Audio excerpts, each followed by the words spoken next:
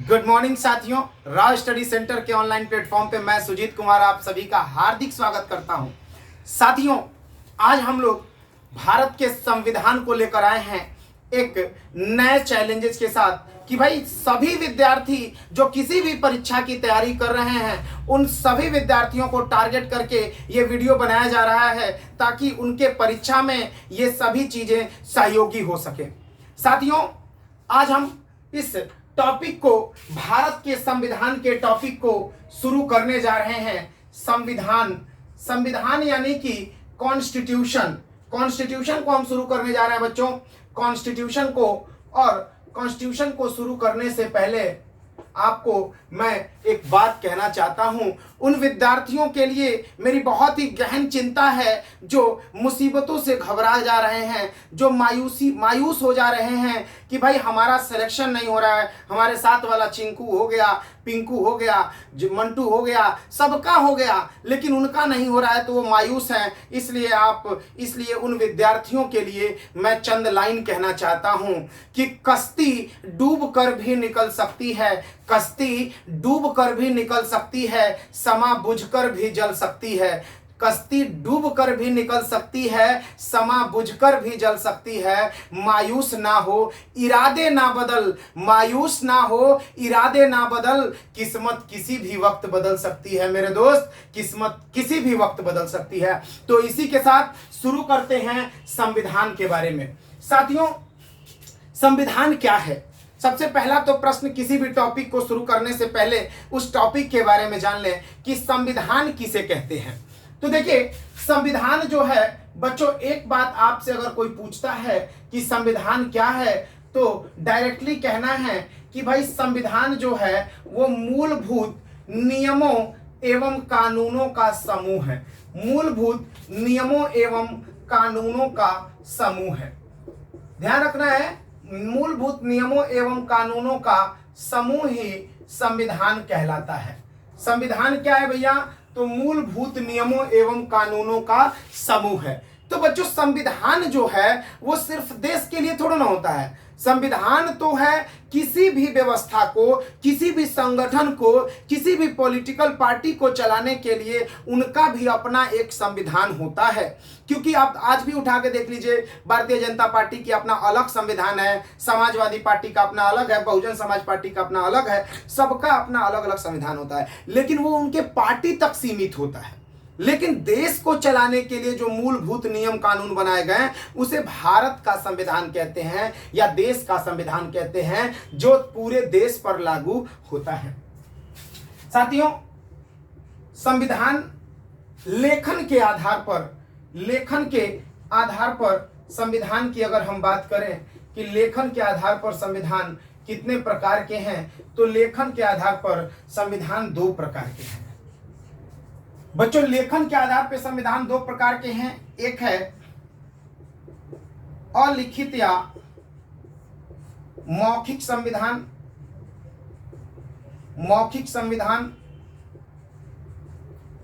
और बच्चों दूसरा है लिखित संविधान।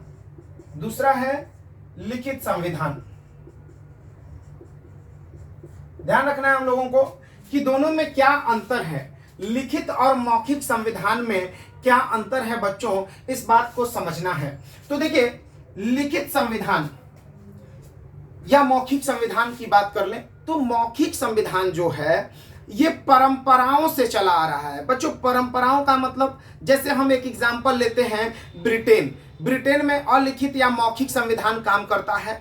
अब ब्रिटेन की बात हम कर रहे हैं आज, तो इस बात को चर्चा करना होगा हमें कि ब्रिटेन में संविधान कैसे आया।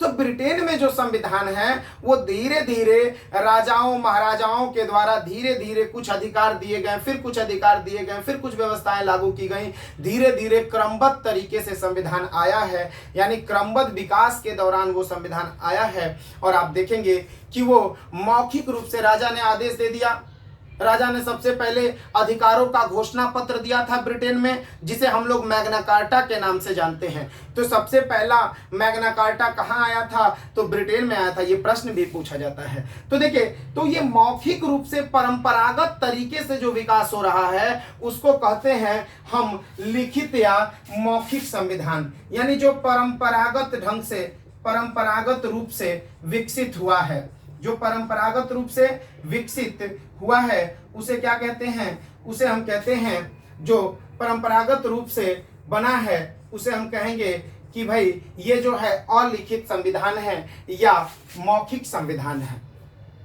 लेकिन लिखित संविधान की जब हम बात करते हैं तो लिखित संविधान के लिए हमारे यहाँ देश में या फिर कहीं भी जहाँ लिखित संविधान होता है वहाँ पे कुछ कमेटियों को बनाया जाता है, कुछ समिति बनाई जाती है, समिति में कुछ मेंबर होते हैं, उसका अपना एक अलग प्रोविज़न होता है और उसके माध्यम से वहाँ पर संविधान को कुछ निश्चित समय में लिखा जाता है। क्या किया जाता है? लिखा जाता है समिति के द्वारा या कमेटी के द्वारा, लिखा जाता है किसी सभा के द्वारा, सभा के द्वारा।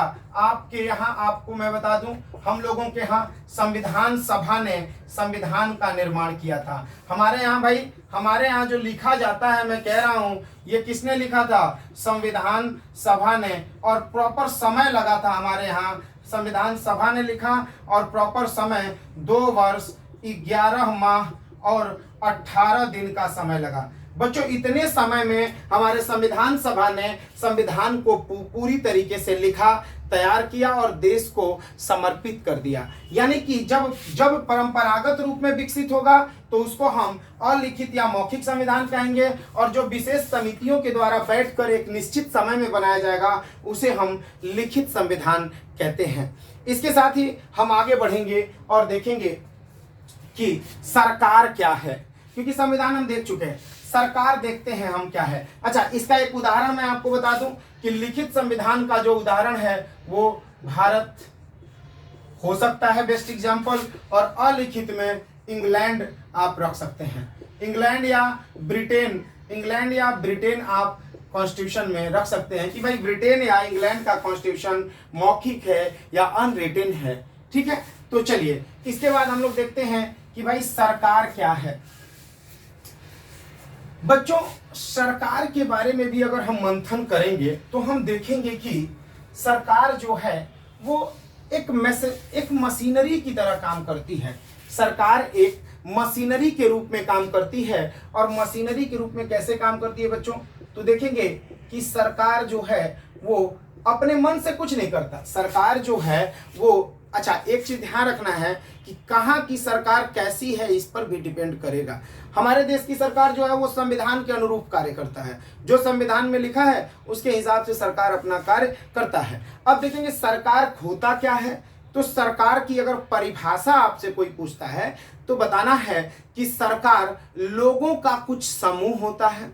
मतलब सरकार कुछ लोगों का समूह होता है जो किसी क्षेत्र विशेष के लिए नियम कानून का निर्माण करते हैं, उसे लागू करते हैं, और जो लोग उसका पालन नहीं करते उन्हें दंडित भी करते हैं। यानी जो उसका पालन नहीं करता उन्हें दंडित भी किया जाता है, उसे हम कहते हैं सरकार। किसके द्वारा किया जाता है? सरकार के द्वारा। बच्चों, इसी तरीके से सरकार के 3 अंग हो जाते हैं।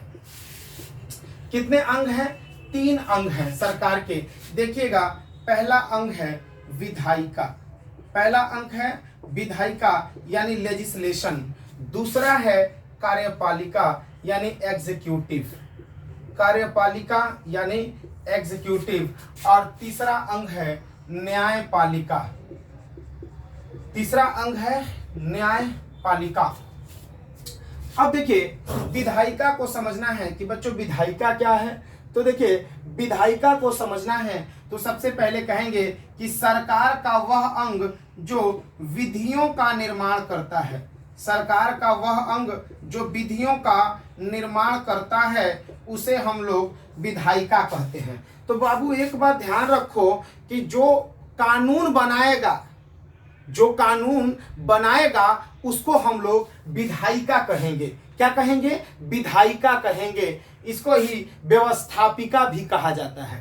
तो याद रखिएगा। अच्छा, सरकार का वह अंग जो कानून को लागू करता है, भैया जो लागू करेगा उसको हम क्या कहेंगे, तो उसको कार्यपालिका कहते हैं। यानी विधियों को लागू करने का काम, विधियों को लागू करने का काम लागू करता है, कौन करता है, तो कार्यपालिका करता है। यानी इम्प्लीमेंटेशन ऑफ लॉ का काम किसका है, एग्जीक्यूटिव का।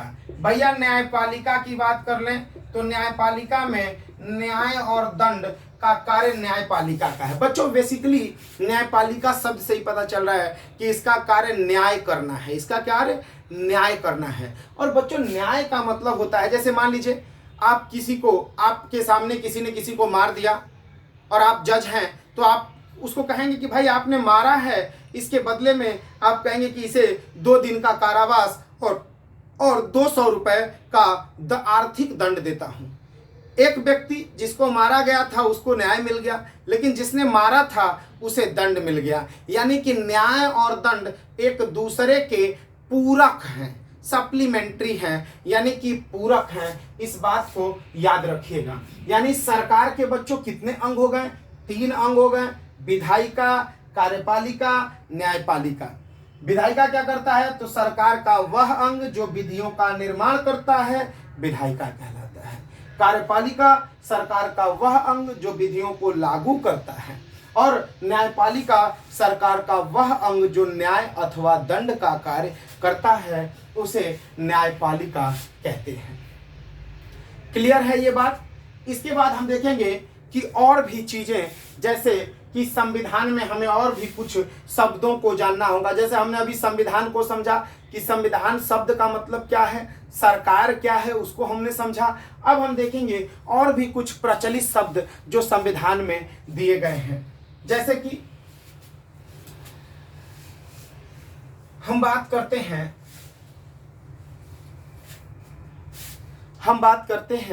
कि कार्यपालिका, हम बात करते हैं संसदीय व्यवस्था की। हमारे देश में संसदीय व्यवस्था काम करती है। संसदीय व्यवस्था यानी कि पार्लियामेंट्री सिस्टम इसको कहते हैं, पार्लियामेंट्री सिस्टम, इसको हम लोग पार्लियामेंट्री सिस्टम कहते हैं। संसदीय व्यवस्था, बच्चों संसदीय व्यवस्था क्या है ये संसदीय व्यवस्था। तो अगर आपसे कोई पूछता है तो उसको बताना होगा कि देखो भाई, संसदीय व्यवस्था में हम देखते हैं कि वह व्यवस्था जिसमें कार्यपालिका के 2 स्वरूप दिखाई देते हैं, जिसमें कार्यपालिका के 2 स्वरूप दिखाई देते हैं। जैसे कि आपको मैं बता दूं कि बच्चों हाथी के दांत, जैसे एक चीज ध्यान रखना, इसको इंडिकेट करना है, हाथी के दांत, हाथी के दांत। भैया हाथी का दांत कैसा होता है, बताओ भाई, हाथी का दांत कैसा होता है, हाथी के दांत। तो हाथी के दांत में आप देखेंगे कि हाथी का दांत कितने प्रकार का होता है, 2 प्रकार का होता है। एगो खाने वाला और दूसर का दिखाने वाला। तो जो खाने वाला होता है उससे तो काम करता है हाथी, लेकिन दिखाने वाला बस नाम मात्र का पड़ा रहता है। उसी प्रकार से बच्चों संसदीय व्यवस्था में कार्यपालिका के 2 प्रमुख दिखाई देते हैं। कार्यपालिका के 2 प्रमुख होते हैं, 2 प्रमुख होंगे।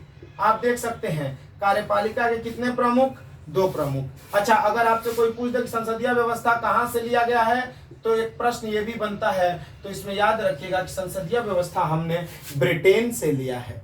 ठीक, कार्यपालिका के 2 प्रमुख, तो एक तो हो जाएगा नाम मात्र का। एक प्रमुख कौन सा है बच्चों, नाम मात्र का, जिसे नॉमिनल हेड कहते हैं। और दूसरा प्रमुख है काम मात्र का, यानी इसे हम लोग कह सकते हैं कि वास्तविक प्रमुख। कौन सा प्रमुख, वास्तविक प्रमुख। एक ठो नाम मात्र का प्रमुख और एक ठो वास्तविक प्रमुख। बच्चों अगर हम भारत को देखें तो भारत में हमारे यहाँ नाम मात्र का जो प्रमुख है वो राष्ट्रपति है। संघ में राष्ट्रपति नाम मात्र का प्रमुख है, और राज्यों में राज्यपाल जो है वो नाम मात्र का प्रमुख है। लेकिन यहाँ पर वास्तविक प्रमुख में देखेंगे तो संघ में प्रधानमंत्री और राज्यों में मुख्यमंत्री जो है वो वास्तविक प्रधान होता है। यानी संसदीय व्यवस्था अगर आपसे कोई पूछे तो वह व्यवस्था जिसमें कार्यपालिका के दो प्रमुख होते हैं, एक नाम मात्र का और दूसरा वास्तविक। कैसा भैया इंडिकेट करने के लिए, तो हाथी के दांत, एगो दिखाने वाला दूसरा खाने वाला, याद रखिएगा इससे। तो भैया इसके बाद अगर आपसे 2-3 प्रश्न और पूछे जा सकते हैं कि भाई संसदीय व्यवस्था की विशेषता क्या है, तो बच्चों पहली विशेषता तो यही है कि संसदीय व्यवस्था में जो विधायिका होती है, जो कार्यपालिका होती है, कार्यपालिका वो विधायिका के प्रति उत्तरदायी होती है। कार्यपालिका विधायिका के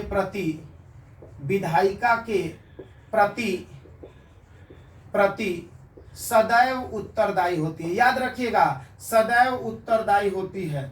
भारत में आप देखते होंगे कि विधायिका में कौन कौन आता है, तो विधायिका में जो सांसद हैं, संघ की विधायिका में जो सांसद है वो आएगा और राज्य की विधायिका में विधायक आएंगे। तो जो सांसद है बच्चों वो प्रश्न पूछता है, सांसद जो है वो प्रश्न पूछता है, लेकिन उसका जवाब कौन देना पड़ता है, किसको, तो मंत्री जी लोगों को उसका जवाब देना पड़ता है। यानी विधायिका का सदस्य क्या कर रहा है, सवाल पूछ रहा है, और मंत्री लोग कार्यपालिका में आते हैं तो कार्यपालिका का सदस्य उसका जवाब देता है। यही संसदीय व्यवस्था की विशेषता होती है। दूसरा चीज संसदीय व्यवस्था में एक और बात है कि विधायिका का सदस्य ही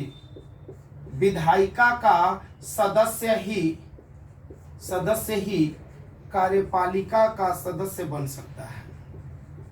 याद रखिएगा, विधायिका का सदस्य ही कार्यपालिका का सदस्य बन सकता है। इसका मतलब ये है कि आपको यदि कार्यपालिका का सदस्य बनना है तो पहले आपको विधायिका का सदस्य बनना पड़ेगा। और इसीलिए आपको पता है कि बहुत सारे लोगों को विधायक का चुनाव लड़ना पड़ता है और लड़के जीतते हैं तब मंत्री बनते हैं। या फिर सदन में 2 हाउसेज अगर जहाँ पे 2 सदन है, एक विधानसभा विधान परिषद, तो सदन के किसी भी मतलब जैसे कि मान लीजिए अगर विधानमंडल है आपके पास, वहां 2 सदन है, एक विधानसभा विधान परिषद, तो विधान परिषद के भी सदस्य हो तो भी काम चल जाएगा और विधानसभा के हो तो भी काम चल जाएगा। तो दोनों में से किसी के भी सदस्य होना आवश्यक है। जैसे कि अगर संघ की बात करें तो या तो राज्यसभा का सदस्य हो या लोकसभा का, दोनों में से किसी का सदस्य रहेगा तो वो कार्यपालिका का सदस्य बन सकता है, यानी मंत्री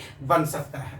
तो इस तरीके से आज हम लोगों ने संसदीय व्यवस्था को भी देख लिया। तो बच्चों इसके साथ हम अगले क्लास में मिलेंगे आपको, और अभी के लिए नमस्कार। ठीक है, चलिए अगले क्लास में मिलते हैं। धन्यवाद।